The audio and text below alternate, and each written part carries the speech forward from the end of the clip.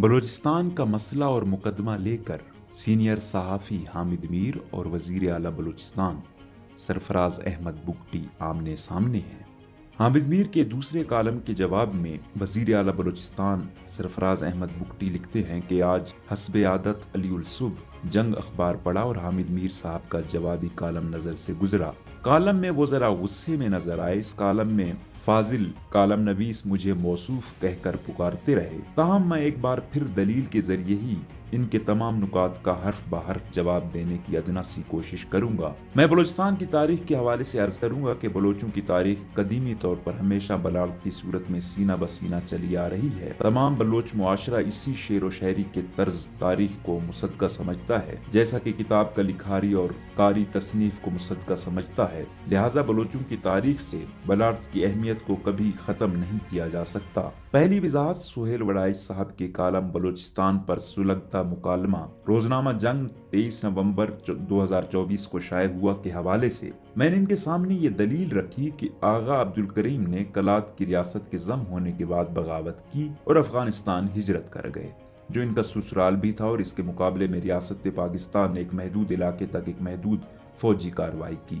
جناب سہیل صاحب شاید میری اس دلیل کو کہ پولیس رحیم یار خان کے کچے میں آپریشن کر رہی ہے، کیا اس کو پورے پنجاب کا آپریشن قرار دیں؟ وہ کلات پولیس آپریشن سمجھے اور لکھ ڈالا۔ اس کی وضاحت میں جناب حامد میر صاحب، جب آپ کے ساتھ میریٹ اسلام آباد میں نشست ہوئی تھی، میں نے اس کو محدود فوجی آپریشن کہا تھا۔ میرا یہ دعویٰ ہے کہ آپ نے ایک علیحدگی پسند رہنما کی خلیجی ملک میں ایک وزیر دفاع سے ملاقات کرائی تھی۔ اس کے راوی کوئی اور نہیں، آپ خود ہیں، جس کا تذکرہ آپ نے چند سینئر صحافیوں کے روبرو اسلام آباد کلب کے کرکٹ گراؤنڈ میں کیا تھا۔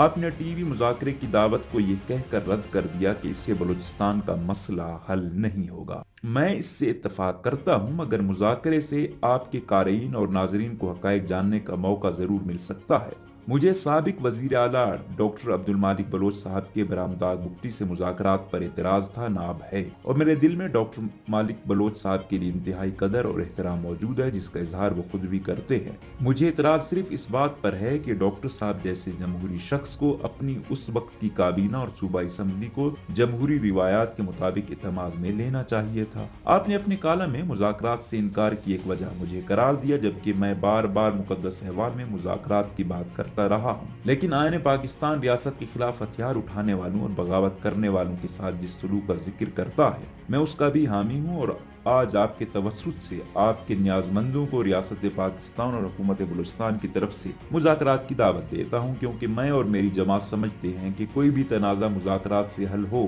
تو اس سے اچھی بات کوئی نہیں، اور وہیں میں یہ بھی سمجھتا ہوں کہ ریاست کو معصوم لوگوں کے قتل کرنے والوں کی بیخونی کرنی چاہیے۔ اس کے بعد آپ نے کالم میں ڈاکٹر مہرنگ بلوچ کے ساتھ اسلام آباد میں پیش آنے والے واقعے کا ذکر کیا اور مجھے اس وقت کا وزیر داخلہ قرار دیا، جبکہ میں اس وقت مستعفی ہو چکا تھا۔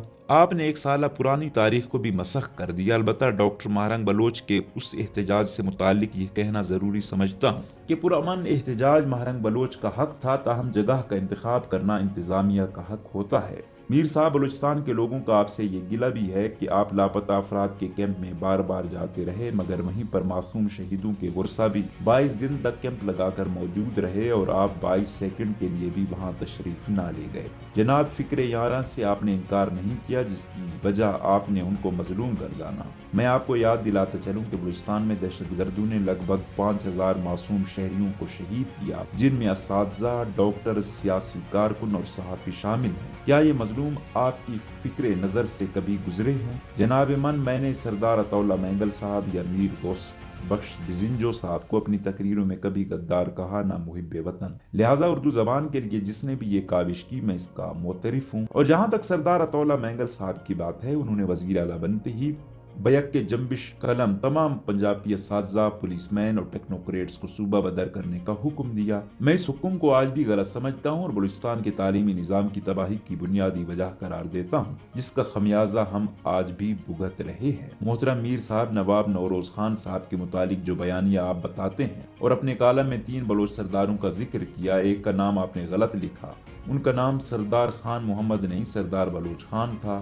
درستی فرما रहे हैं। मैं आप जैसे आलिम फाजिल सहाफ़ी व दानिश्वर के सामने चंद सवालात रखना चाहता हूँ कि बलोच तारीख में इस मामले पर जो मुकालमा नवाब नौरोज खान साहब और सरदार अतौल्ला मैंगल साहब के दरमियान हुआ, इसे हुजूर बख्श खुशदारी सदारती अवार्ड याफ्ता अपनी शेर व शायरी में बयान कर चुके हैं। अपने नाजमंदों से इसका तर्जमा बिरावी जबान में उर्दू में करवा लें। इस मामले से चंद माह कबल वड में एक दरबार का इनेकाद हुआ जिसमें उस वक्त के मेजर जनरल हक नवाज ने 303 की बंदूक किस कबायली शख्सियत को किन खिदमात के तोहफे में दी थी। इन सवालों के जवाब जरूर तलाश करें ताकि तारीखी वाकयात में तन शख्सियात का किरदार वाज़े हो सके। मैं जनाब के एहतराम की पेश नज़र इस कालम का सिलसिला आज से बंद कर रहा हूँ। टीवी मुनाजरे का जब हुक्म फरमाए मैं हाजिर हूँ। पाकिस्तान हमेशा पाइंदाबाद। वाज़ेह रहे कि हामिद मीर साहब वज़ीर आला बलूचिस्तान को मौजूदा हालात का बेनिफिशरी समझते हैं और वज़ीर आला बलूचिस्तान हामिद मीर साहब पर ये इल्ज़ाम लगाते हैं कि वो तारीख को मसख करते हैं या जो अस्करियत पसंद हैं उनकी जानिब उनका झुकाव ज़्यादा है।